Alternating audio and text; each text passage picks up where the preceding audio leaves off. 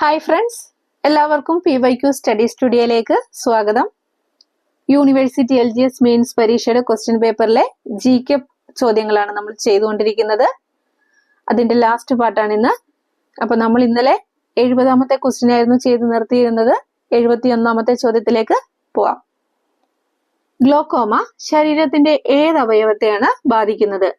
Glaucoma ശരീരത്തിന്റെ ഏത് അവയവത്തെയാണ് ബാധിക്കുന്നത്? കണ്ണ്. ഏതവയവത്തെയാണ്? കണ്ണ്. കണ്ണിനെ കുറിച്ചുള്ള പഠനം എന്താണ്? ഒഫ്താൽമോളജി. കണ്ണിനെ കുറിച്ചുള്ള പഠനം ഒഫ്താൽമോളജിയാണ്. കണ്ണിന്റെ ആരോഗ്യത്തിന് ആവശ്യമായിട്ടുള്ള ജീവകമാണ് ഏത്? ജീവകം A. കണ്ണിന്റെ ആരോഗ്യത്തിന് ആവശ്യമായിട്ടുള്ള ജീവകമാണ് ജീവകം A. വ്യക്തമായ കാഴ്ചയ്ക്കുള്ള കുറഞ്ഞ ദൂരം എത്രയാണ്? 25 സെന്റിമീറ്റർ. വ്യക്തമായ കാഴ്ചയ്ക്കുള്ള കുറഞ്ഞ ദൂരം 25 സെന്റിമീറ്റർ. ആത്മാവിലേക്കുള്ള ജാലകം എന്നറിയപ്പെടുന്ന അവയവമാണ് നമ്മുടെ കണ്ണ്. ആത്മാവിലേക്കുള്ള ജാലകം എന്നറിയപ്പെടുന്ന അവയവം ഏതാണ്? കണ്ണ്. ലോകത്തെ ഏറ്റവും കൂടുതൽ ദാനം ചെയ്യപ്പെടുന്ന മനുഷ്യ അവയവവും കണ്ണ് തന്നെ. ലോകത്തെ ഏറ്റവും കൂടുതൽ ദാനം ചെയ്യപ്പെടുന്ന മനുഷ്യ അവയവം ഏതാണ്? കണ്ണ്. കണ്ണിലെ കോർണിയ മാറ്റിവയ്ക്കൽ ശസ്ത്രക്രിയ അറിയപ്പെടുന്നത് എന്താണ്? കെരാറ്റോപ്ലാസ്റ്റി എന്നാണ്. കണ്ണിലെ കോർണിയ മാറ്റിവയ്ക്കൽ ശസ്ത്രക്രിയ അറിയപ്പെടുന്ന പേര് കെരാറ്റോപ്ലാസ്റ്റി. അന്തരീക്ഷത്തിൽ നിന്ന് ഓക്സിജൻ നേരിട്ട് സ്വീകരിക്കുന്ന ഏക ശരീരഭാഗമാണ് കോർണിയ. അന്തരീക്ഷത്തിൽ നിന്ന് ഓക്സിജൻ നേരിട്ട് സ്വീകരിക്കുന്ന ഏക ശരീരഭാഗം ഏതാണ്? കോർണിയയാണ്. കണ്ണിന്റെ തിളക്കത്തിന് കാരണമായിട്ടുള്ള ലോഹം ഏതാ? സിങ്ക്. കണ്ണിന്റെ തിളക്കത്തിന് കാരണമായിട്ടുള്ള ലോഹമാണ് സിങ്ക്. ഇനി കണ്ണിനുള്ളിലെ മർദ്ദം അളക്കാൻ ഉപയോഗിക്കുന്ന ഉപകരണം ഏതാ? കണ്ണിനുള്ളിലെ മർദ്ദം അളക്കാൻ ഉപയോഗിക്കുന്ന ഉപകരണം ടോണോമീറ്റർ. ടോണോമീറ്റർ ആണ് കണ്ണിനുള്ളിലെ മർദ്ദം അളക്കാൻ ഉപയോഗിക്കുന്ന ഉപകരണം. ഹ്രസ്വദൃഷ്ടി, ദീർഘദൃഷ്ടി, വിഷമദൃഷ്ടി, അതുപോലെ നിശാന്തത, വർണ്ണാന്തത, തിമിരം, ഗ്ലോക്കോമ, വെള്ളെഴുത്ത്, കോങ്കണ്ണ്, ചെങ്കണ്ണ്, ട്രക്കോമ, സിറോഫ്താൽമിയ, എക്സോഫ്താൽമോസ് ഇതൊക്കെ നേത്രരോഗങ്ങളാണ്. ഏതൊക്കെയാണ് നേത്രരോഗങ്ങള്? ഹ്രസ്വദൃഷ്ടി, ദീർഘദൃഷ്ടി, വിഷമദൃഷ്ടി, നിശാന്തത, വർണ്ണാന്തത, സിറോഫ്താൽമിയ, തിമിരം, ഗ്ലോക്കോമ, ട്രക്കോമ, വെള്ളെഴുത്ത്, കോങ്കണ്ണ്, ചെങ്കണ്ണ്, എക്സോഫ്താൽമോസ് ഇതൊക്കെ നേത്രരോഗങ്ങളാണ്. ഓക്കെ, 72ാമത്തെ ചോദ്യത്തിലേക്ക് പോകാം. ഇന്ത്യൻ ഹരിത വിപ്ലവത്തിന്റെ പിതാവായ MS സ്വാമിനാഥൻ അന്തരിച്ചതെന്ന്? ഇന്ത്യൻ ഹരിത വിപ്ലവത്തിന്റെ പിതാവായ MS സ്വാമിനാഥൻ അന്തരിച്ചത് എന്നാണ്? 2023 സെപ്റ്റംബർ 28. 2023 സെപ്റ്റംബർ 28 ഇദ്ദേഹം അന്തരിച്ചത്. 1925 ഓഗസ്റ്റ് 7 തമിഴ്നാട്ടിലെ കുംഭകോണത്താണ് ഇദ്ദേഹത്തിന്റെ ജനനം. എന്നാണ്? 1925 ഓഗസ്റ്റ് 7 തമിഴ്നാട്ടിലെ കുംഭകോണത്താണ് MS സ്വാമിനാഥന്റെ ജനനം. ഇദ്ദേഹത്തിന്റെ മുഴുവൻ പേര് മങ്കൊമ്പ് സാംബശിവൻ സ്വാമിനാഥൻ എന്നാണ്. ഇദ്ദേഹത്തിന്റെ മുഴുവൻ പേരെന്താണ്? മങ്കൊമ്പ് സാംബശിവൻ സ്വാമിനാഥൻ. ഇന്ത്യൻ ഹരിത വിപ്ലവത്തിന്റെ പിതാവ്, ഇന്ത്യൻ അഗ്രികൾച്ചറിന്റെ പിതാവ് എന്നല്ല അറിയപ്പെടുന്നത് MS സ്വാമിനാഥനാണ്. ഇന്ത്യൻ ഹരിത വിപ്ലവത്തിന്റെ പിതാവാണ്. ഇന്ത്യൻ അഗ്രികൾച്ചറിന്റെ പിതാവും MS സ്വാമിനാഥനാണ്. MS സ്വാമിനാഥൻ നിർമ്മിച്ച അത്യുൽപാദന ശേഷിയുള്ള വിത്തിനങ്ങളാണ് സർബതി സൊണോറോ 64 ലെർമറോജോ 64. അപ്പൊ MS സ്വാമിനാഥൻ നിർമ്മിച്ച അത്യുൽപാദന ശേഷിയുള്ള വിത്തിനങ്ങൾ ഏതൊക്കെയാണ്? സർബതി സൊണോറോ 64 ലെർമറോജോ 64. MS സ്വാമിനാഥൻ റിസർച്ച് ഫൗണ്ടേഷൻ സ്ഥിതി ചെയ്യുന്നത് ചെന്നൈയിലാണ്. MS സ്വാമിനാഥൻ റിസർച്ച് ഫൗണ്ടേഷൻ സ്ഥിതി ചെയ്യുന്നത് ചെന്നൈയിലാണ്.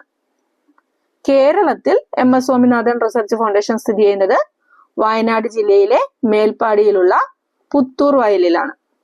വയനാട് ജില്ലയിലെ മേപ്പാടിയിലുള്ള പുത്തൂർ വയലിലാണ് കേരളത്തിൽ MS സ്വാമിനാഥൻ റിസർച്ച് ഫൗണ്ടേഷൻ സ്ഥിതി ചെയ്യുന്നത്. ഇദ്ദേഹത്തിന്റെ പ്രധാന രചനകളാണ് ഫ്രം ഗ്രീൻ ടു എവർഗ്രീൻ റെവല്യൂഷനും the quest for a world without ഹങ്കറും. ഇദ്ദേഹത്തിന്റെ പ്രധാന കൃതികൾ ഏതൊക്കെയാണ്? From green to evergreen revolution, പിന്നെയോ the quest for a world without hunger. 1987 ആദ്യത്തെ വേൾഡ് ഫുഡ് പ്രൈസ് നേടിയത് MS സ്വാമിനാഥനാണ്. 1987 ആദ്യത്തെ വേൾഡ് ഫുഡ് പ്രൈസ് നേടിയത് ആരാണ്? MS സ്വാമിനാഥൻ. കൂടാതെ 1961 ശാന്തി സ്വരൂപ് ഭട്നഗർ പുരസ്കാരം, 1967 പത്മശ്രീ, 1971 മക്സസെ പുരസ്കാരം, 1972 പത്മഭൂഷൺ തുടങ്ങി നിരവധി പുരസ്കാരങ്ങൾ ഇദ്ദേഹത്തിന് ലഭിച്ചിട്ടുണ്ട്. എന്തൊക്കെയാണ്? 1961 ശാന്തി സ്വരൂപ് ഭട്നഗർ, 1967 പത്മശ്രീ, 1971 മക്സസെ പുരസ്കാരം, 1972 പത്മഭൂഷൺ. ഇങ്ങനെ നിരവധി പുരസ്കാരങ്ങൾ ഇദ്ദേഹത്തിന് ലഭിച്ചിട്ടുണ്ട്. ഓക്കെ, 73ാമത്തെ ചോദ്യം നോക്കാം. ചുവടെ കൊടുത്തിരിക്കുന്നവയിൽ വൈറസ് രോഗം അല്ലാത്തത് ഏത്? ചുവടെ കൊടുത്തിരിക്കുന്നവയിൽ വൈറസ് രോഗം അല്ലാത്തത് എലിപ്പനിയാണ്. തന്നിരിക്കുന്നതിൽ വൈറസ് രോഗം അല്ലാത്തത് ഏതാണ്? എലിപ്പനി. ഒരു ബാക്ടീരിയ രോഗമാണ് എലിപ്പനി. എലിപ്പനിക്ക് കാരണമാകുന്ന ബാക്ടീരിയ ഏതാണ്?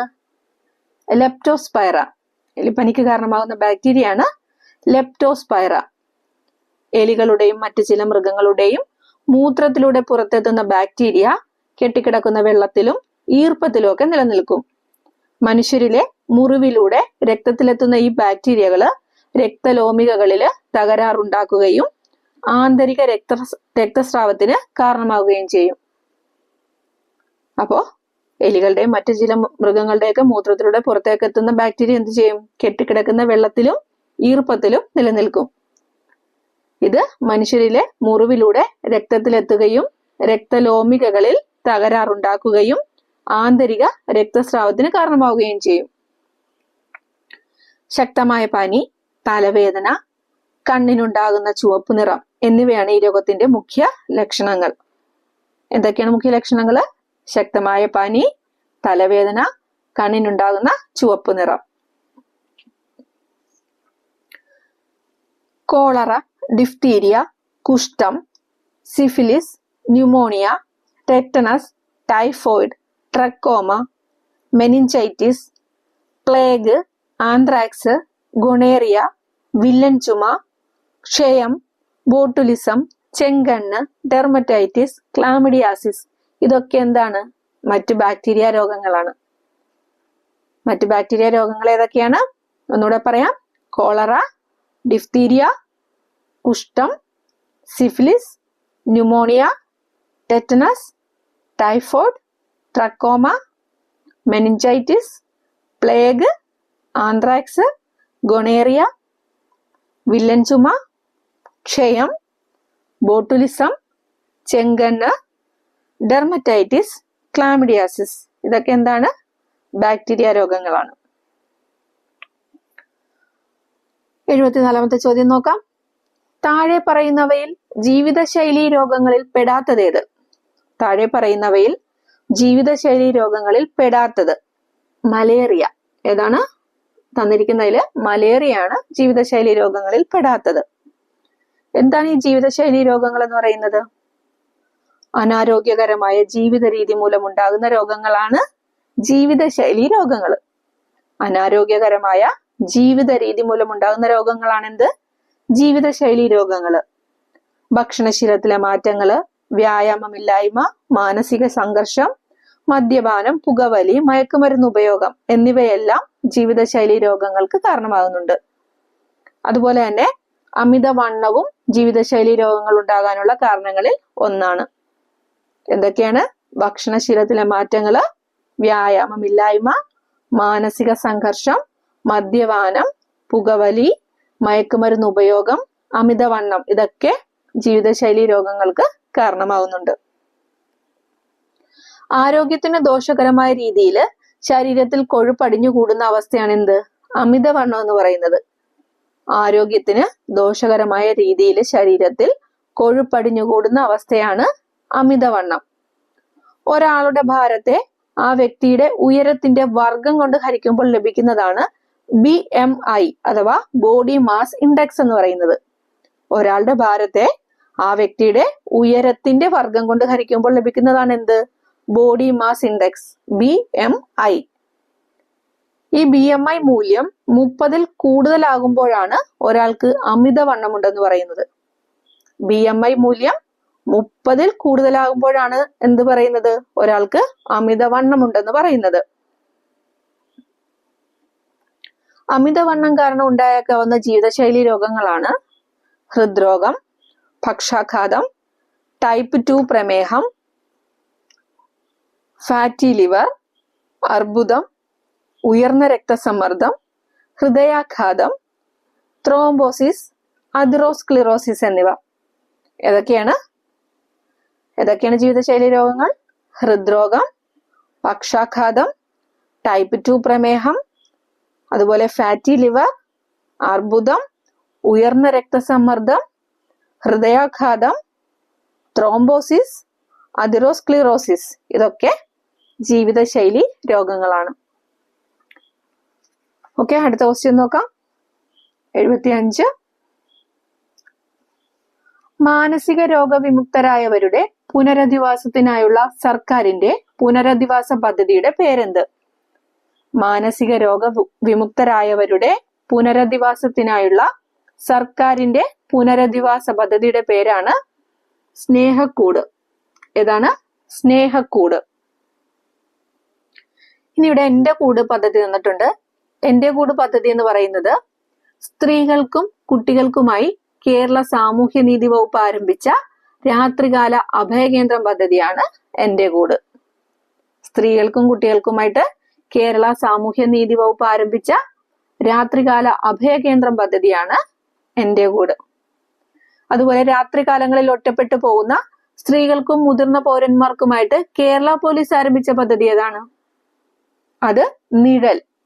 രാത്രികാലങ്ങളിൽ ഒറ്റപ്പെട്ടു പോകുന്ന സ്ത്രീകൾക്കും മുതിർന്ന പൗരന്മാർക്കുമായിട്ട് കേരള പോലീസ് ആരംഭിച്ച പദ്ധതിയാണ് നിഴൽ. 76-ാമത്തെ ചോദ്യം നോക്കാം. കൊറോണ വൈറസ് വകഭേദമായ ഒമിക്രോൺ ആദ്യമായിട്ട് റിപ്പോർട്ട് ചെയ്ത രാജ്യം? കൊറോണ വൈറസ് വകഭേദമായ ഒമിക്രോൺ ആദ്യമായി റിപ്പോർട്ട് ചെയ്ത രാജ്യം സൗത്ത് ആഫ്രിക്ക. സൗത്ത് ആഫ്രിക്കയാണ് ഒമിക്രോൺ ആദ്യമായിട്ട് റിപ്പോർട്ട് ചെയ്തത്. ഇന്ത്യയിൽ ആദ്യമായിട്ട് ഒമിക്രോൺ സ്ഥിരീകരിച്ചത് കർണാടകയിലാണ്. ഇന്ത്യയിൽ എവിടെയാണ്? കർണാടകയില്. ഇന്ത്യയിൽ ആദ്യം ഒമിക്രോൺ മരണം റിപ്പോർട്ട് ചെയ്തത് രാജസ്ഥാനിലാണ്. അപ്പൊ ഇന്ത്യയിൽ ആദ്യമായിട്ട് ഒമിക്രോൺ സ്ഥിരീകരിച്ചത് കർണാടകയിലാണ്. ഇന്ത്യയിൽ ആദ്യം ഒമിക്രോൺ മരണം റിപ്പോർട്ട് ചെയ്തത് രാജസ്ഥാനിലാണ്. ഇന്ത്യയിൽ രണ്ടാമതായിട്ട് ഒമിക്രോൺ മരണം റിപ്പോർട്ട് ചെയ്തത് ഒഡീഷയില്. ഇന്ത്യയിൽ രണ്ടാമതായിട്ട് ഒമിക്രോൺ മരണം റിപ്പോർട്ട് ചെയ്തത് ഒഡീഷയിലാണ്. ഇനി ഇന്ത്യയിൽ ആദ്യമായിട്ട് COVID-19 ഉപവകഭേദമായ JN1 റിപ്പോർട്ട് ചെയ്തത് എവിടെയാണ്? ഇന്ത്യയിൽ ആദ്യമായിട്ട് ഇന്ത്യയിൽ ആദ്യമായിട്ട് COVID-19 ഉപവകഭേദമായ JN1 റിപ്പോർട്ട് ചെയ്തത് കേരളത്തിലാണ്. JN1 റിപ്പോർട്ട് ചെയ്ത സംസ്ഥാനം കേരളം. കൊറോണയും ഇൻഫ്ലുവൻസയും ചേർന്നുണ്ടാകുന്ന രോഗാവസ്ഥയാണ് ഫ്ലൊറോണ. കൊറോണയും ഇൻഫ്ലുവൻസയും ചേർന്നുണ്ടാകുന്ന രോഗാവസ്ഥയാണ് എന്ത്? ഫ്ലൊറോണ. ലോകത്ത് ആദ്യമായിട്ട് ഫ്ലൊറോണ രോഗം റിപ്പോർട്ട് ചെയ്ത രാജ്യം ഇസ്രായേലാണ്. ലോകത്ത് ആദ്യമായിട്ട് ഫ്ലൊറോണ രോഗം റിപ്പോർട്ട് ചെയ്ത രാജ്യം ഏതാണ്? അത് ഇസ്രായേലാണ്. ഓക്കെ, 77-ാമത്തെ ക്വസ്റ്റ്യൻ നോക്കാം. ചുവടെ കൊടുത്തവയിൽ നിന്നും ശ്വാസകോശ രോഗമല്ലാത്തത് തിരഞ്ഞെടുക്കുക. തന്നിരിക്കുന്നതില് ശ്വാസകോശ രോഗമല്ലാത്തത് നെഫ്രൈറ്റിസ് ആണ്. ഏതാണ്? നെഫ്രൈറ്റിസ്. അണുബാധയോ വിഷബാധയോ മൂലം വൃക്കകൾക്കുണ്ടാകുന്ന വീക്കമാണ് എന്ത്? നെഫ്രൈറ്റിസ്. അണുബാധയോ വിഷബാധയോ മൂലം വൃക്കകൾക്കുണ്ടാകുന്ന വീക്കമാണ് നെഫ്രൈറ്റിസ്. കലങ്ങിയതും കടുനിറത്തോടു കൂടിയതുമായിട്ടുള്ള മൂത്രം, പുറം വേദന, പനി, മുഖത്തും കണങ്കാലിലും വീക്കം തുടങ്ങിയവയാണ് നെഫ്രൈറ്റിസിന്റെ രോഗലക്ഷണങ്ങൾ എന്ന് പറയുന്നത്. എന്തൊക്കെയാണ് രോഗലക്ഷണങ്ങൾ? കലങ്ങിയും കടും നിറത്തോട് കൂടിയതുമായിട്ടുള്ള മൂത്രം, പുറം വേദന, പനി, മുഖത്തും കണങ്കാലിലും വീക്കം. ഇതൊക്കെയാണ് നെഫ്രൈറ്റിസിന്റെ ലക്ഷണങ്ങൾ എന്ന് പറയുന്നത്. വൃക്കയെ ബാധിക്കുന്ന മറ്റ് അസുഖങ്ങളാണ് യുറീമിയയും വൃക്കയിലെ കല്ലും. അപ്പൊ യുറീമിയ ബാധിക്കുന്ന ഏതവയവമാണ്? വൃക്കയാണ്. യുറീമിയ ബാധിക്കുന്നത് വൃക്കയാണ്. അതുപോലെ വൃക്കയിലെ കല്ലും വൃക്കയെ ബാധിക്കുന്ന ഒരു അസുഖമാണ്. പ്രധാന ശ്വാസകോശ രോഗങ്ങളാണ് ഏതൊക്കെ? ആസ്മ, എംഫിസിമ, ബ്രോങ്കൈറ്റിസ്, അസ്ഫിക്സിയ, ശ്വാസകോശാർബുദം എന്നിവ. ശ്വാസകോശത്തെ ബാധിക്കുന്ന പ്രധാന രോഗങ്ങളാണ് ഏതൊക്കെ? ആസ്മ, എംഫിസിമ, ബ്രോങ്കൈറ്റിസ്, അസ്ഫിക്സിയ, അതുപോലെ ശ്വാസകോശ അർബുദം. പിന്നെ സിലിക്കോസിസ്, ആസ്ബറ്റോസിസ്, ന്യൂമോകോണിയാസിസ് എന്നിവ തൊഴിൽ സംബന്ധമായിട്ടുള്ള ശ്വാസകോശ രോഗങ്ങളാണ്. അപ്പൊ തൊഴിൽ സംബന്ധമായിട്ടുള്ള ശ്വാസകോശ രോഗങ്ങൾ ഏതൊക്കെയാണ്? Silicosis, asbestosis, pneumoconiosis. ഓക്കെ, അടുത്ത ക്വസ്റ്റ്യൻ നോക്കാം. 78. ഭിന്നശേഷിക്കാരായ അമ്മമാർക്ക് പ്രസവാനന്തരം കുഞ്ഞിനെ പരിപാലിക്കുന്നതിനും അടിസ്ഥാന സൗകര്യങ്ങൾ ഒരുക്കുന്നതിനും വേണ്ടി കേരള സർക്കാർ സാമൂഹ്യനീതി വകുപ്പ് ആവിഷ്കരിച്ച പദ്ധതി ഏതാണ്? മാതൃജ്യോതി.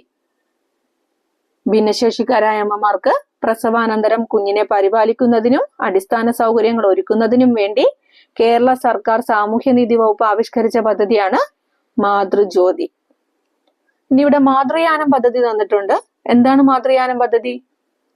പ്രസവാനന്തരം അമ്മയ്ക്കും കുഞ്ഞിനും സൗജന്യമായിട്ട് വീട്ടിലേക്ക് യാത്രാ സൗകര്യം ഒരുക്കുന്ന കേരള സർക്കാർ പദ്ധതിയാണ് മാതൃയാനം. പ്രസവാനന്തരം അമ്മയ്ക്കും കുഞ്ഞിനും സൗജന്യമായി വീട്ടിലേക്ക് യാത്രാ സൗകര്യം ഒരുക്കുന്ന കേരള സർക്കാർ പദ്ധതിയാണിത്, മാതൃയാനം. ആയുർദളം പദ്ധതി എന്ന് പറയുന്നത് എയ്ഡ്സ് ബോധവൽക്കരണത്തിന് വേണ്ടിയിട്ടുള്ള പദ്ധതിയാണ് ആയുർദളം. എയ്ഡ്സ് ബോധവൽക്കരണത്തിനായിട്ടുള്ള പദ്ധതിയാണ് ഏത്? ആയുർദളം. അതുപോലെ കുഷ്ഠരോഗികളെ കണ്ടെത്താനും ചികിത്സ നൽകാനുമുള്ള പദ്ധതിയാണ് അശ്വമേധം. കുഷ്ഠരോഗികളെ കണ്ടെത്താനും ചികിത്സ നൽകാനുമുള്ള പദ്ധതി ഏതാണ്? അത് അശ്വമേധം പദ്ധതിയാണ്. ഓക്കെ, അടുത്ത ക്വസ്റ്റ്യൻ നോക്കാം.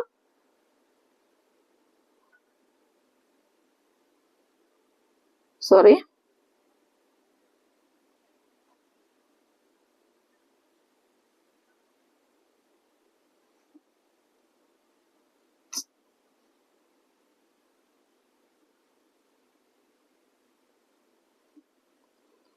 ഓക്കെ, 79ാമത്തെ ക്വസ്റ്റ്യൻ.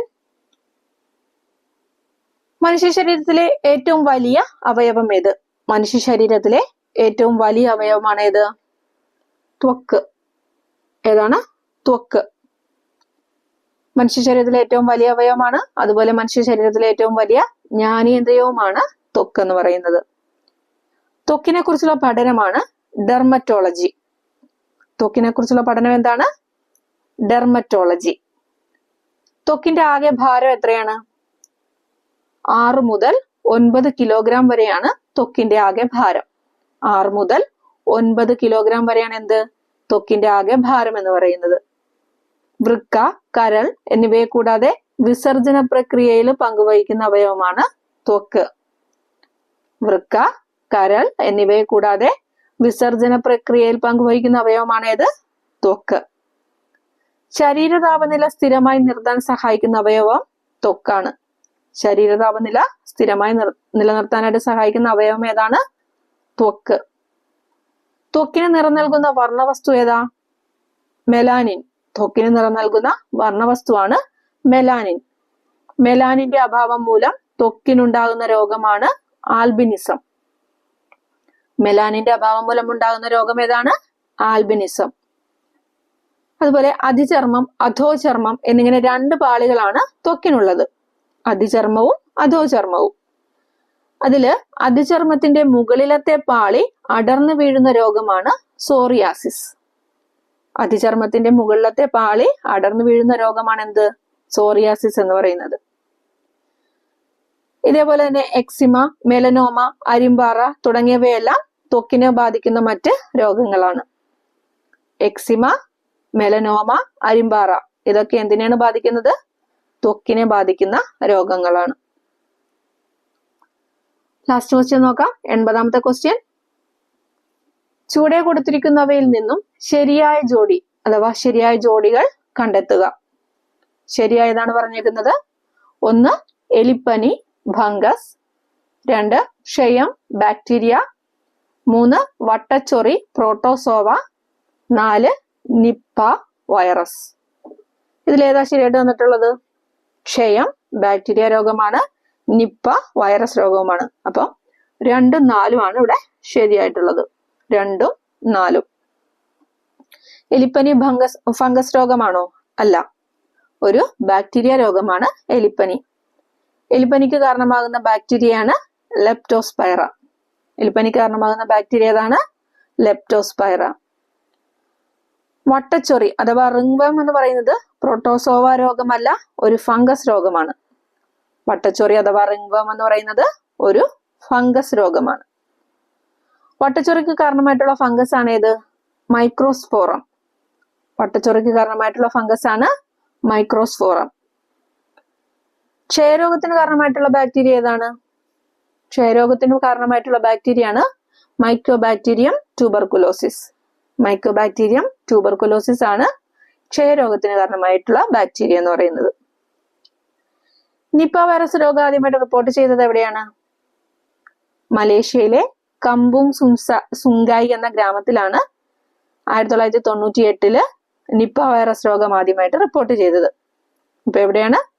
1998 മലേഷ്യയിലെ കമ്പുങ് സുങ്കായി എന്ന ഗ്രാമത്തിലാണ് നിപ്പ വൈറസ് രോഗം ആദ്യമായിട്ട് റിപ്പോർട്ട് ചെയ്തത്. ഇന്ത്യയിൽ ആദ്യമായിട്ട് നിപ്പ റിപ്പോർട്ട് ചെയ്തത് 2001 ബംഗാളിലെ സിലിഗുരിയില്. ഇന്ത്യയിൽ എന്നാണ്? 2001 ബംഗാളിലെ സിലിഗുരിയിലാണ് നിപ്പ ആദ്യമായിട്ട് റിപ്പോർട്ട് ചെയ്തത്. കേരളത്തിൽ ആദ്യമായിട്ട് നിപ്പ വൈറസ് സ്ഥിരീകരിച്ചത് കോഴിക്കോട് ജില്ലയിലെ പേരാമ്പ്രയിലാണ്. കോഴിക്കോട് ജില്ലയിലെ പേരാമ്പ്രയില്. കേരളത്തില് 3 തവണ നിപ്പ വൈറസ് റിപ്പോർട്ട് ചെയ്തിട്ടുണ്ട്. കേരളത്തിൽ ഇതുവരെ 3 തവണയാണ് നിപ്പ വൈറസ് റിപ്പോർട്ട് ചെയ്തിട്ടുള്ളത്. അപ്പോ നമ്മള് യൂണിവേഴ്സിറ്റി LGS മെയിൻസ് പരീക്ഷയുടെ ക്വസ്റ്റ്യൻ പേപ്പറിലെ GK പാർട്ട് കംപ്ലീറ്റ് ആയിട്ട് ചെയ്ത് കഴിഞ്ഞിട്ടുണ്ട്. അടുത്ത ദിവസം നമുക്ക് അടുത്തൊരു ക്വസ്റ്റ്യനുമായിട്ട് കാണാം. അപ്പോൾ okay friends, thank you for watching. By.